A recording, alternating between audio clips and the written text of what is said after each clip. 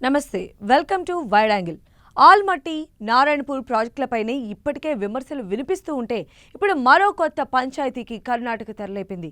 తుంగభద్ర నుంచి తెలుగు రాష్ట్రాలకు వచ్చే నీటిని తోడేసుకునేలా కొత్త ఎత్తుగడ వేస్తోంది.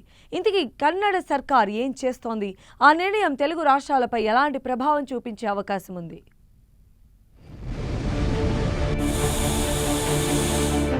ఆల్మట్టి నారాయణపూర్ రగడే కొనసాగుతున్న వేళ మరో కిరికిరికి తెరతీస్తోన్న కర్ణాటక సర్కార్ తుంగభద్ర జలాలకు గండి కొట్టే ప్రయత్నాలు. అదే జరిగితే తెలుగు రాష్ట్రాలకు భారీ నష్టమే.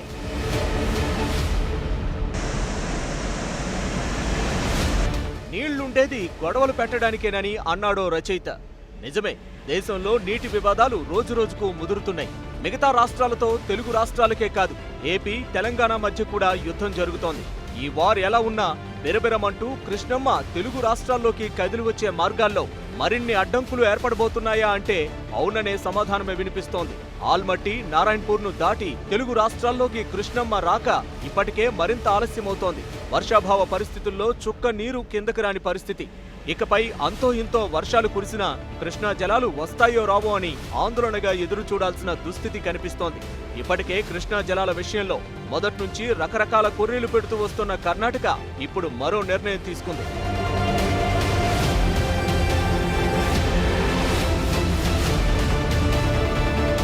తుంగభద్ర ప్రాజెక్టులోకి వచ్చే ప్రవాహాన్ని తగ్గించే మరో చర్యకు కర్ణాటక శ్రీకారం చుట్టింది. అప్పర్ భద్ర ప్రాజెక్టు సామర్థ్యాన్ని పెంచుతూ ఆమోదం కోసం కేంద్ర జలసంఘానికి ప్రతిపాదించింది. దీంతో తుంగభద్రతో పాటు శ్రీశైలం ప్రాజెక్టు పైన ప్రభావం పడే అవకాశాలున్నాయి. ఇది రెండు తెలుగు రాష్ట్రాలకు నష్టం కలిగిస్తుందని నీటిపారుదల వర్గాలు ఆందోళన వ్యక్తం చేస్తున్నాయి. తుంగా నది నుంచి అప్పర్ భద్ర ప్రాజెక్టుకు నీటిని ఎత్తిపోయడంతో పాటు ఆ అప్పర్ భద్ర నుంచి 30 టీఎంసీల వినియోగానికి కర్ణాటక ప్రతిపాదించింది. 5.6 లక్షల ఎకరాల ఆయకట్టుకు సాగునీరు అందించడంతో పాటు 367 చెరువులను నింపడానికి 16,125 కోట్ల అంచనాతో ఈ పథకాన్ని చేపట్టింది.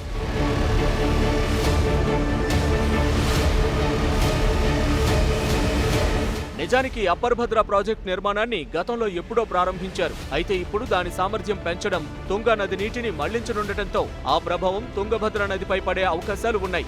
నీటి లభ్యత తక్కువగా ఉన్న కాలంలో ఎఫెక్ట్ మరింత ఎక్కువగా ఉంటుందని తుంగభద్ర ప్రాజెక్టు వర్గాలు ఆందోళన వ్యక్తం చేస్తున్నాయి. తుంగభద్ర నదికి తుంగ, భద్ర అనే 2 ఉపనదుల ద్వారా నీటి ప్రవాహం వస్తుంది. ఇందులో తుంగ నుంచి వచ్చే నీరే ఎక్కువ. తుంగభద్రపై షిమోగా సమీపంలో 4 టీఎంసీల సామర్థ్యంతో ఆనకట్ట మాత్రమే ఉంది. బ్రిటిష్ కాలంలో నిర్మించిన ఆనకట్ట స్థానంలో కొత్తది నిర్మించారు. ఇక్కడ పెద్ద ప్రాజెక్టులు నిర్మిస్తే పశ్చిమ కనుమలపై ప్రభావం పడే అవకాశం ఉండటంతో ఆ ప్రయత్నం చేయలేదు.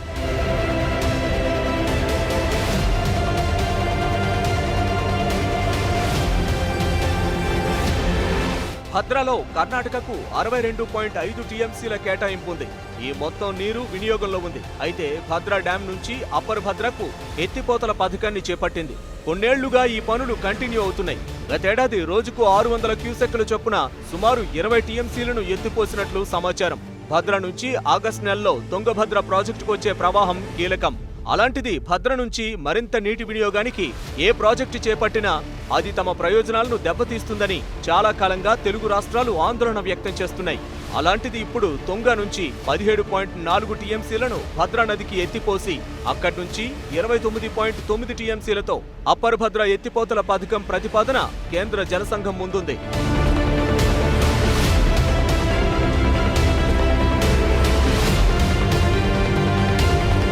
కర్ణాటక పంపిన ప్రతిపాదనల ప్రకారం చెరువులను నింపడానికే 10.86 టీఎంసీలు అవసరం.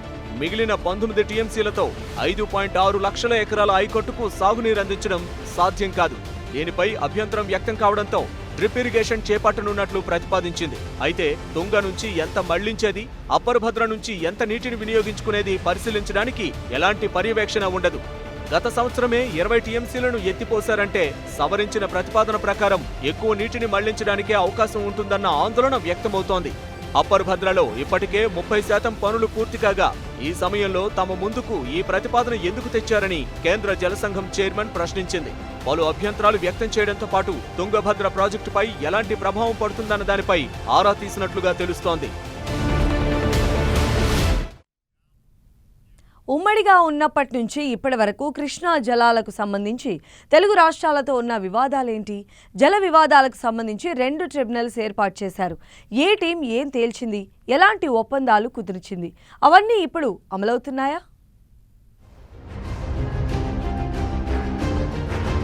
కర్ణాటక, తెలుగు రాష్ట్రాల మధ్య జల వివాదం ఏంటి? బచావత్ నుంచి బ్రిజేష్ పటేల్ ట్రిబ్యునల్ వరకు అసలేం జరిగింది? అసలు కర్ణాటక ధీమా వెనుక కారణాలేంటి? రాజ్యాలు పోయినా, రాజులు మారినా జలం శాశ్వతం. అదే జగడాలకు కారణం. నిజానికి ఇప్పుడదే జరుగుతోంది. ఒకే దేశంలోని వివిధ రాష్ట్రాల మధ్య వాటర్ వార్ నడుస్తోంది. ముఖ్యంగా కృష్ణా నది 4 రాష్ట్రాల మధ్య నలిగిపోతోంది. మహారాష్ట్రలోని మహాబలేశ్వరంలో ఈ నది జన్మిస్తుంది. తూర్పు వైపుగా కర్ణాటక, తెలంగాణ, ఆంధ్రప్రదేశ్ మీదుగా ప్రవహించి బంగాళాఖాతంలో కలుస్తోంది. హైదరాబాద్, మైసూర్ సంస్థానాల కాలం నుంచి ఈ నదీ జలాలు వివాదాస్పదమే. ఆ తరువాత ఏర్పడిన ప్రస్తుత 4 రాష్ట్రాలు నదీ జలాల కోసం ఎప్పటికప్పుడు వివాదాలకు దిగుతున్నాయి.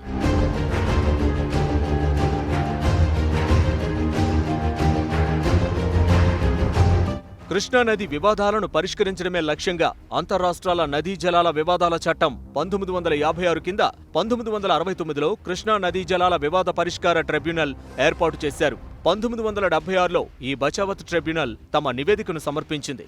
అప్పటికి 2060 టీఎంసీలుగా ఉండే కృష్ణా జలాలను 3 రాష్ట్రాలకు పంచారు. 75% నీటిని అందుబాటులో ఉండే జలాలుగా గుర్తించి వీటిలో 560 టీఎంసీలను మహారాష్ట్రకు, 700 టీఎంసీలను కర్ణాటకకు, 800 టీఎంసీలను ఆంధ్రప్రదేశ్కు కేటాయించారు.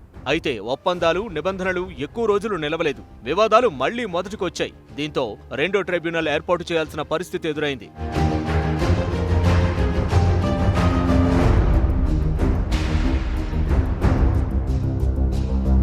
మళ్లీ కొత్తగా వివాదాలు తలెత్తడంతో 2004లో 2వ ట్రైబ్యునల్ ఏర్పాటు చేశారు. 2010లో బ్రిజేష్ కుమార్ ఆధ్వర్యంలోని కమిటీ తమ నివేదికను సమర్పించింది. కృష్ణా నదిలో అందుబాటులో ఉండే జలాలను 65%గా గుర్తించి మిగులు జలాలను 81 టీఎంసీలు మహారాష్ట్రకు, 177 టీఎంసీలు కర్ణాటకకు, 190 టీఎంసీలు ఆంధ్రప్రదేశ్కు కేటాయించారు.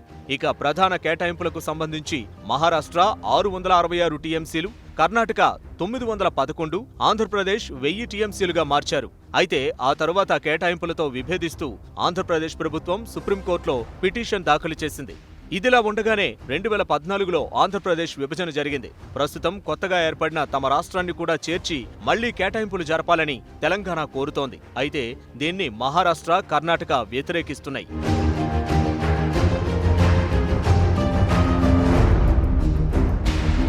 కృష్ణా నది మిగులు జలాల మీద ఆధారపడి తెలుగు రాష్ట్రాల్లో చాలా ప్రాజెక్టులు నిర్మించారు. కర్ణాటకలోని ఆల్మట్టి ప్రాజెక్ట్, ఆ తర్వాత నారాయణపూర్ దాటి తెలంగాణలో జూరాల ప్రాజెక్టులోకి కృష్ణా నది నీళ్లు వచ్చి చేరాలి. ఆ తర్వాత శ్రీశైలం, నాగార్జున సాగర్, పులిచింతల ప్రాజెక్టులు నిండాలి. ఈ ప్రాజెక్టులన్నీ నిండితేనే కృష్ణా డెల్టాతో పాటు తెలంగాణ, రాయలసీమకు నీరందుతుంది.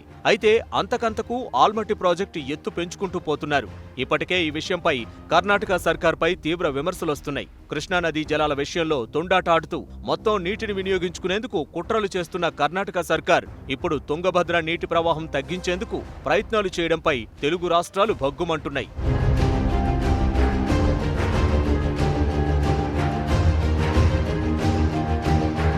కేంద్రంలోనూ తమ పార్టీయే అధికారంలో ఉందన్న ధీమాతో కర్ణాటక సర్కార్ ఫటాఫట్ నిర్ణయాలు తీసుకుంటూ కృష్ణా నీటిని పూర్తిగా కబ్జా చేసేందుకు ప్రయత్నిస్తోందన్న విమర్శలు వ్యక్తమవుతున్నాయి. ఇదే పరిస్థితి కొనసాగితే దిగువ రాష్ట్రాలు సాగునీటికి, తాగునీటికి సంబంధించి తీవ్రంగా నష్టపోయే ప్రమాదం ఉందన్న హెచ్చరికలు వినిపిస్తున్నాయి. Welcome back. ఇప్పటికే ఒకసారి పెంచేశారు, ఇప్పుడు మళ్లీ రెడీ అవుతున్నారు. ఆల్మట్టి డ్యాం ఎత్తు పెంపునకు సంబంధించి కర్ణాటక సర్కార్ వడిగా అడుగులు వేస్తోంది. అది కానీ జరిగితే తెలుగు రాష్ట్రాలకు ఎలాంటి నష్టం జరిగే అవకాశం ఉంది?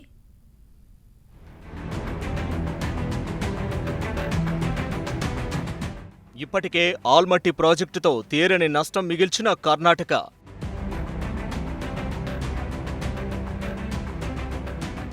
మళ్లీ ఎత్తు పెంచేందుకు ప్రణాళికలు.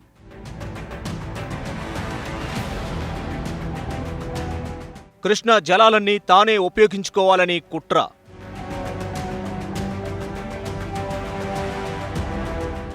ఇప్పుడు తుంగభద్రపై మరో ఎత్తుగడకు ప్రయత్నాలు.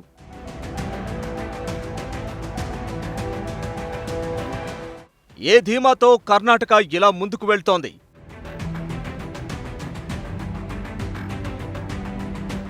ఆల్మట్టి ఎత్తు పెంచి తెలుగు రాష్ట్రాలకు తీరని నష్టం మిగిల్చిన కర్ణాటక మరోసారి అదే ఎత్తుగడకు దిగుతోంది. కృష్ణా జలాలు మొత్తం తానే ఉపయోగించుకునే కుట్రలకు తెరతీసింది. కేంద్రంలోనూ కర్ణాటకలోనూ తామే అధికారంలో ఉన్నామన్న ధీమాతో ఆల్మట్టి ఎత్తును పెంచుకుంటూ పోతోంది. దీంతో వర్షాభావ ఆంధ్రప్రదేశ్, తెలంగాణ కృష్ణా ఆయకట్టు ప్రాంతాలు తీవ్రంగా నష్టపోయే అవకాశాలున్నాయి. 519.6 మీటర్ల ఎత్తులో ఉన్న ఆల్మట్టిని 524.26 మీటర్ల ఎత్తుకు పెంచేందుకు సిద్ధమైంది. ఆ పనులకు శ్రీకారం చుట్టింది కూడా. ఏటా కర్ణాటకలోని ప్రాజెక్టులు నిండగానే ఆగస్టు, సెప్టెంబర్ నెలల్లో కృష్ణా జలాలు తెలుగు రాష్ట్రాలకు రిలీజ్ అవుతాయి. అయినా శ్రీశైలం, నాగార్జునసాగర్ ప్రాజెక్టులు 5 ఏళ్లకోసారిగానీ నిండటం లేదు. ఇలాంటి పరిస్థితులు ఉన్నా కర్ణాటక మాత్రం తన కుట్రలు ఆపడం లేదు.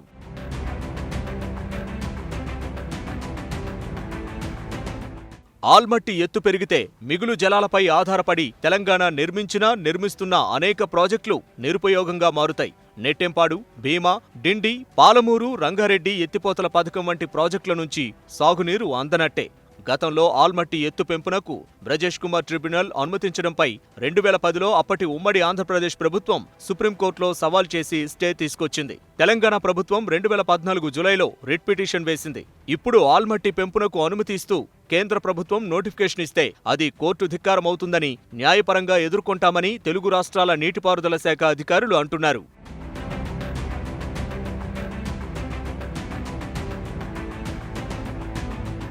బ్రిజేష్ కుమార్ ట్రిబ్యునల్ తీర్పును ఆంధ్రప్రదేశ్, తెలంగాణ ప్రభుత్వాలు సుప్రీంకోర్టులో సవాల్ చేశాయి. దీనిపై విచారణ కొనసాగుతూ ఉండడంతో ఆ తీర్పును సుప్రీంకోర్టు ఇప్పటిదాకా నోటిఫై చేయలేదు. అయితే సుప్రీం ఉత్తర్వులను తొంగలో తొక్కి ఆల్మట్టి ఎత్తు పెంచడంలో భాగంగా అప్పర్ కృష్ణా 3వ దశ పనులకు కర్ణాటక శ్రీకారం చుట్టడాన్ని నీటిపారుదల రంగ నిపుణులు తప్పుబడుతున్నారు. కృష్ణా పరివాహక ప్రాంతంలో వర్షాభావంతో నీటి లభ్యత తగ్గిపోయి జులై ఆఖరుకు గాని తెలుగు రాష్ట్రాలకు జలాలు చేరడం లేదని, ఆల్మట్టి ఎత్తు పెంచితే సెప్టెంబర్ మొదటి వారానికి గాని కృష్ణా వరద దిగువకు వచ్చే అవకాశం ఉండదని స్పష్టం చేస్తున్నారు. కృష్ణాలో అక్టోబర్ వరకు మాత్రమే వరద ఉంటుంది. ఈ లెక్కను చూస్తే తెలుగు రాష్ట్రాలకు కేటాయించిన నికర జలాలు 811 టీఎంసీలు కూడా దక్కే అవకాశం ఉండదని ఆందోళన వ్యక్తం చేస్తున్నారు.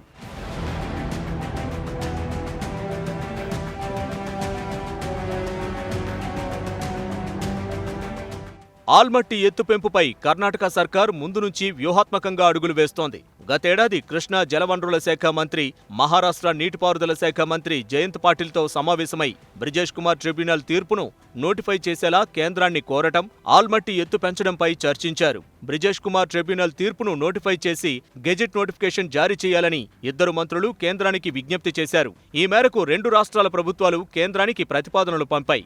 ఆల్మట్టి ఎత్తు పెంచడం వల్ల ముంపునకు గురయ్యే మహారాష్ట్రలోని ప్రాంతాలపై ఆ రాష్ట్రంతో చర్చించిన కర్ణాటక ముంపు భూములను వేగంగా సేకరిస్తోంది.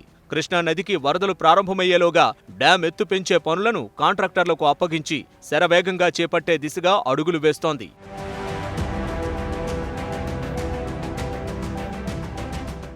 ఆల్మట్టి ప్రస్తుత సామర్థ్యం 129.72 టీఎంసీలు కాగా ఎత్తు పెంచితే నిల్వ సామర్థ్యం 259.72 టీఎంసీలకు పెరుగుతుంది. ప్రాజెక్టుకు దిగువన ఉన్న నారాయణపూర్ నిల్వ సామర్థ్యం 37.65 టీఎంసీలు. ఈ 2 జలాశయాలు నిండాలంటే 297.37 టీఎంసీలు అవసరం. ఆల్మట్టి, నారాయణపూర్ డ్యాంల కాలువలు, అప్పర్ కృష్ణా ప్రాజెక్టు ఎత్తిపోతల మొదటి దశ, 2వ దశల ద్వారా రోజుకు సగటున 2.5 నుంచి 3 టీఎంసీల వరకు వినియోగించుకునే సామర్థ్యం తెలంగాణకు ఉంది. బేసిన్లో సాధారణ స్థాయిలో వర్షాలు కురిసినప్పుడు జులై 4వ వారం లేదా ఆగస్టు మొదటి వారానికి జూరాల, శ్రీశైలానికి వరద ప్రవాహం చేరుతోంది. ఆల్మట్టి ఎత్తు పెంచితే సెప్టెంబర్కు గానీ వరద ప్రవాహం చేరే అవకాశం ఉండదని నీటిపారుదల నిపుణులు స్పష్టం చేస్తున్నారు. వర్షాభావ సమయాల్లో తెలుగు రాష్ట్రాలకు నికర జలాలు కాదు కదా, ఎగువ నుంచి చుక్క నీరు కూడా చేరే అవకాశం ఉండదని హెచ్చరిస్తున్నారు. కర్ణాటక పంపిన ప్రతిపాదనలకు కేంద్ర జలసంఘం నుంచి ఆమోదం లభించడం పెద్ద విషయమేమీ కాదు. మరి దీన్ని అడ్డుకునేందుకు తెలుగు రాష్ట్రాల ముందున్న మార్గాలేంటి?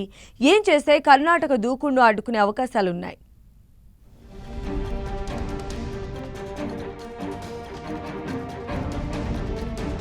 కర్ణాటక ప్రయత్నాలను అడ్డుకోవడం సాధ్యమేనా? కర్ణాటక అనుకున్నది మొదలైతే జరగబోయే ప్రమాదం ఏంటి?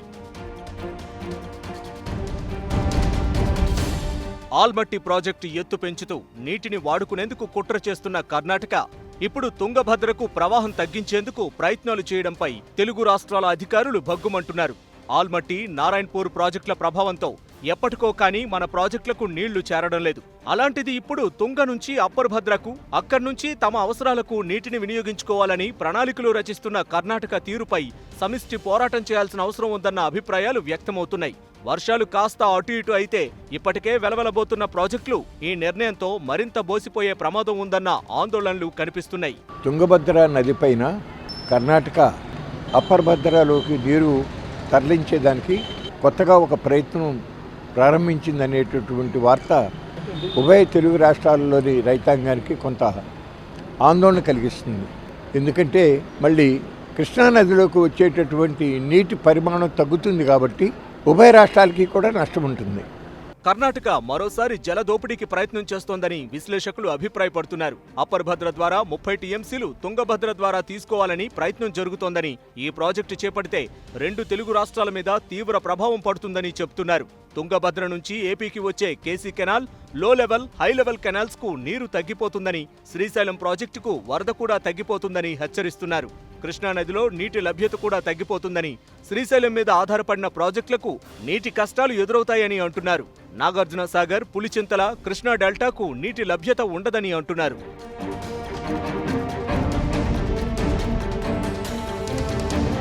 తుంగ నది నుంచి అప్పర్ భద్ర ప్రాజెక్టుకు నీటిని ఎత్తిపోయడంతో పాటు ఆ అప్పర్ భద్ర నుంచి 30 టీఎంసీల వినియోగానికి కర్ణాటక ప్రతిపాదించింది. 5.6 లక్షల ఎకరాల ఆయకట్టుకు సాగునీరు అందించడంతో పాటు 367 చెరువులను నింపడానికి 16,125 కోట్ల అంచనాతో ఓ పథకం చేపట్టింది. కేంద్రంలోనూ తమ పార్టీయే అధికారంలో ఉందని, గత నిబంధనలు, ఒప్పందాలు పట్టించుకోకుండా కర్ణాటక సర్కార్ వ్యవహరిస్తోందని, ఇలాంటి నిర్ణయాలతో దిగువ రాష్ట్రాల సాగు, తాగునీటికి ఇబ్బంది తప్పదని నిపుణులు హెచ్చరిస్తున్నారు. అప్పర్ భద్రను ఆకట్టుకునేందుకు కర్ణాటక మీద తెలుగు రాష్ట్రాల ప్రభుత్వాలు రాజకీయంగా ఒత్తిడి తీసుకురావాలని సూచిస్తున్నారు. ఏపీ, తెలంగాణ పోరాటం చేస్తే ఆ పనులు నిలిచిపోయే అవకాశం ఉందని అంచనా వేస్తున్నారు. ఇటు ఆల్మట్టి ద్వారా కృష్ణాలో ఆపి ఈ ఇప్పుడున్నటువంటి అప్పర్ భద్ర ప్రాజెక్టు అండ్ తుంగ వలన అసలు తుంగభద్రకి నీళ్లు తక్కువ రావడం వలన ఇటు ఆంధ్రప్రదేశ్తో పాటు అక్కడ డైరెక్ట్గా ఆంధ్రప్రదేశ్కు కాకుండా తుంగభద్ర నుంచి కాకుండా శ్రీశైలం నుంచి తీసుకోవాల్సినటువంటి వాటా 2 రాష్ట్రాలకు కూడా ఇది డెఫినెట్గా ఇది ఎఫెక్ట్ అవుతున్నది. కాబట్టి ఈ 2 రాష్ట్రాలు సమైక్యంగానే దీన్ని మన కేంద్ర ప్రభుత్వం దృష్టికి తీసుకొచ్చి, సిడబ్ల్యూసీ దృష్టికి తీసుకొచ్చేసి, అదేవిధంగా ఇప్పుడు బ్రిజేష్ ట్రిబ్యునల్ కూడా ఉన్న సమయంలో దాని దృష్టికి తీసుకొచ్చేసి దీన్ని ఆపవలసిన అవసరం ఎంతైనా ఉన్నది.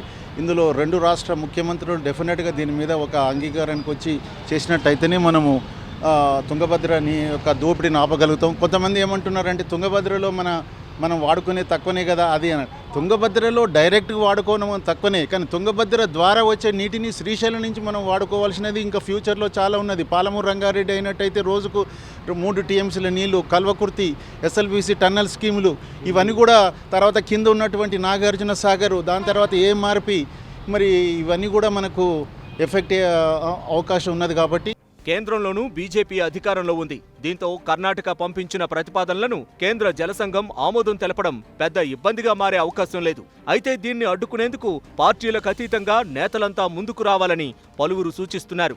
ఇప్పటికే ఆల్మట్టి విషయంలో అన్యాయం జరిగింది.